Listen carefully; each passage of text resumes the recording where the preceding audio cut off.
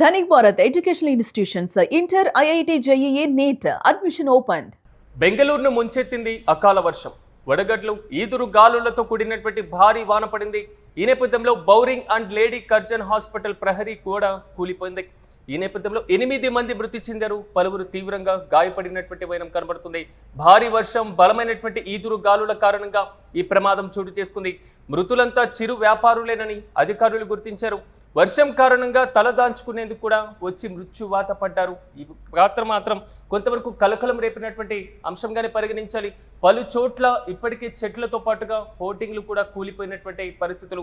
సాధారణంగా వర్షం బెంగళూరు ప్రాంతంలో విపరీతంగా పడినటువంటి పరిస్థితులు నిన్న రాత్రి చోటు చేసుకున్నాయి. సో ఒక్కసారిగా వర్షం తీవ్ర రూపం దాల్చినటువంటి నేపథ్యంలో వర్షం కారణంగా చెట్ల కింద తలదాచుకుందామని వచ్చినటువంటి కొంతమంది మృత్యువాత పడినటువంటి వైనం తాజాగా వెలుగు చూసింది. అయితే మృతులంతా కూడా వ్యాపారులేనని అధికారులు గుర్తించారు. ప్రధానంగా భారీ వర్షం, అదేవిధంగా బలమైనటువంటి ఈదురు గాలుల కారణంగా ఈ ప్రమాదం సంభవించింది.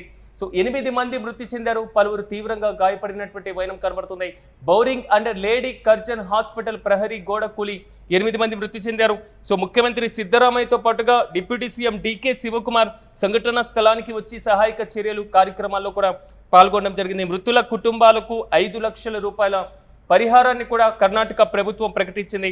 ప్రధానంగా ఎంజీ రోడ్తో పాటుగా జయానగర్, మెజెస్టిక్ వంటి కీలకమైనటువంటి ప్రాంతాల్లో ఒక్కసారిగా ట్రాఫిక్ కూడా భారీగా పెరిగింది.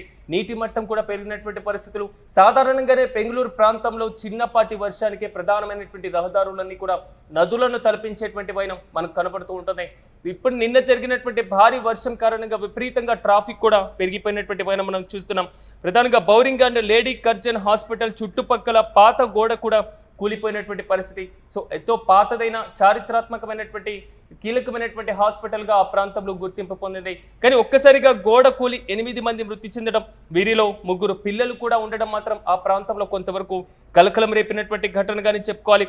ఒక దిమ్మమైనటువంటి వాన, వోల్టేజ్ గాలులు, వరగడ్లు కూడా అక్కడ భారీ స్థాయిలో పడినటువంటి వైనాన్ని మనం చూస్తున్నాం. సో నగరం అంతా కూడా మెరుపులు, మరి ముఖ్యంగా ఉరుములతో కూడినటువంటి తీవ్రమైనటువంటి వాన కురిసింది.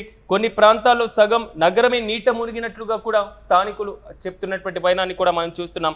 ఓవరాల్గా ఐఎండీకి సంబంధించి 2 నుంచి 3 రోజుల పాటు సో వర్షాలు పడేటువంటి అవకాశం ఉన్నట్లుగా కూడా చెప్పడం జరిగింది. ఒకసారి నిన్న గోడ కూలినటువంటి ప్రాంతాన్ని ఒకసారి పరిశీలిద్దాం. సో ఆ ప్రాంతంలో 8 మంది మృతి చెందారు, 3 చిన్నారులు కూడా ఉన్నారు. సో భారీ గోడ, అతి పురాతనమైనటువంటి గోడ నిన్న వర్షం కారణంగా కూలిపోయింది.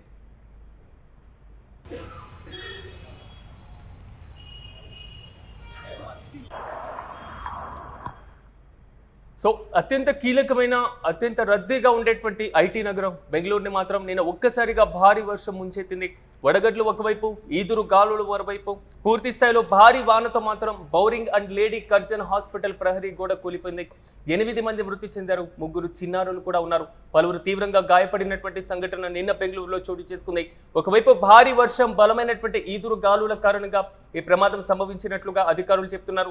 ముఖ్యమంత్రి సిద్ధరామయ్యతో పాటుగా డిప్యూటీ సీఎం డీకే కూడా అక్కడికి చేరుకున్నారు. సంఘటనా స్థలాన్ని కూడా పరిశీలించారు. మృతుల కుటుంబాలకు 5 లక్షల రూపాయల చొప్పున ఎక్స్గ్రేషియాను కూడా కర్ణాటక ప్రభుత్వం ప్రకటించింది. మృతులంతా చిరు వ్యాపారులేనని గుర్తించారు. వర్షం కారణంగా తల దాచుకునేందుకు వచ్చి మృత్యువాత పడినటువంటి వైనం మాత్రం స్థానికంగా కలకలం రేపింది. పలు చోట్ల భారీ స్థాయిలో చెట్లు కూడా కూలిపోయి భారీగా ట్రాఫిక్ సంభవించినటువంటి పరిస్థితులు మనం చూస్తున్నాం. మొత్తం 2 నుంచి 3 రోజుల పాటు భారీ వర్షాలు ఉండేటువంటి అవకాశం ఉందని భారత వాతావరణ శాఖ ఇప్పటికే హెచ్చరించినటువంటి పరిస్థితి. అత్యంత రద్దీగా ఉండేటువంటి ఎంజీ రోడ్తో పాటుగా జయానగర్, మెజెస్టిక్ వంటి కీలకమైనటువంటి ప్రాంతాల్లో కూడా భారీ స్థాయిలో వర్షంతో పాటుగా భారీ స్థాయిలో ట్రాఫిక్ కూడా సంభవించినటువంటి వైనం మనం చూస్తున్నాం.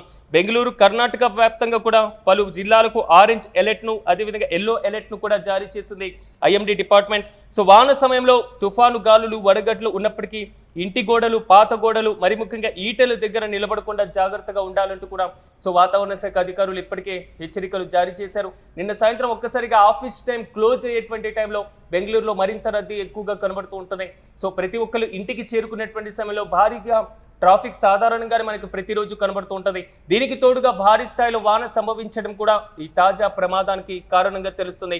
వాన నుంచి తప్పించుకునేందుకు, వడగడ్ల నుంచి తప్పించుకునేందుకు సో చెట్ల కింద నిలబడినటువంటి 3, ఆ పక్కనే ఉన్నటువంటి పాత గోడ కూలి 8 మంది చనిపోవడం, 3 చిన్నారులు ఉండడం మాత్రం ఆ ప్రాంతంలో తీవ్ర విషాద ఛాయలు అలుముకునేలా చేసింది.